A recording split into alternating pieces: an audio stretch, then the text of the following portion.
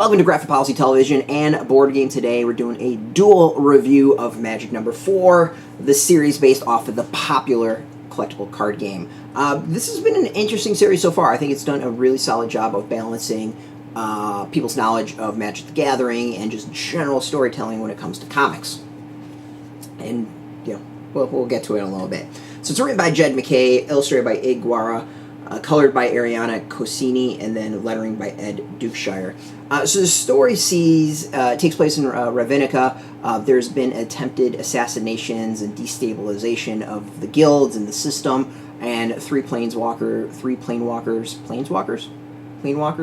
whatever, are on a mission to try to figure out what's going on. They think they know who's behind it, but in this issue, it is revealed as to generally who is behind the attacks. It's an interesting issue. I think it does a decent job of kind of getting to the point. It's overall good, and then it finally does the reveal as to kind of like who the bad guy is, and really sets up a lot of conflict. I think it does fall into a little bit of the traps that the previous issues have done, in that it drags things out a little bit too much, and that you probably could have taken these 4 issues and condensed it into like 2.5, definitely 3, by maybe just speeding up the pacing a little bit more.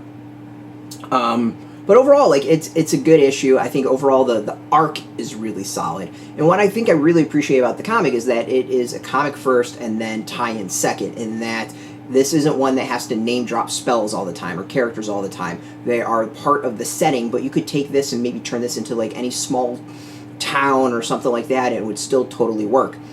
And, you know, I think that's where the series has been really, really successful, is you don't need to know Magic the Gathering to really appreciate the story. However, if you know Magic, you probably will appreciate things a little bit more, as you'll be more familiar with the characters and the setting and all that stuff. So I'm sure there's a lot of small things that I've missed, maybe not necessarily in this issue, but overall I think it does a really good job.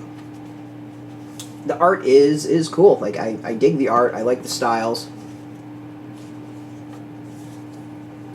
See, really, this is kind of maybe the calm before the storm is what we'll call it.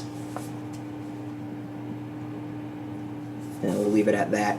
And, you know, if you're a fan of comics, you can go in and appreciate this and enjoy this series without knowing Magic the Gathering. If you know Magic the Gathering, I have a feeling that you'll appreciate this series a bit more than the average person that doesn't. So, well worth checking out in comic shops now. We got a link beneath this video. Put in your zip code. It'll tell the shops near you.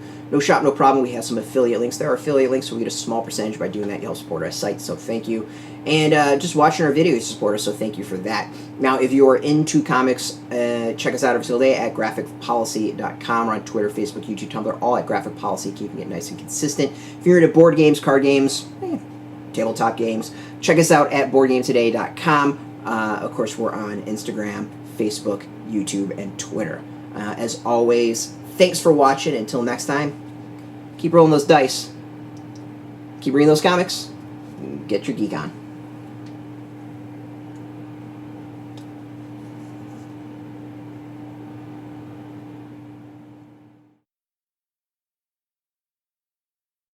Hey, thanks for watching the previous video from Graphic Policy Television. Just by watching, you help support our site. Thank you so much. Now, if you're watching these videos, you probably care about geeky things like movies, television, comic books, toys, games, video games, you name it. You can go and subscribe right now to our YouTube channel to stay in touch and catch all the new videos, or check out our website at graphicpolicy.com. There's a nice link on this end of the video. But as always, thank you for watching. Keep on rocking and keep it geeky.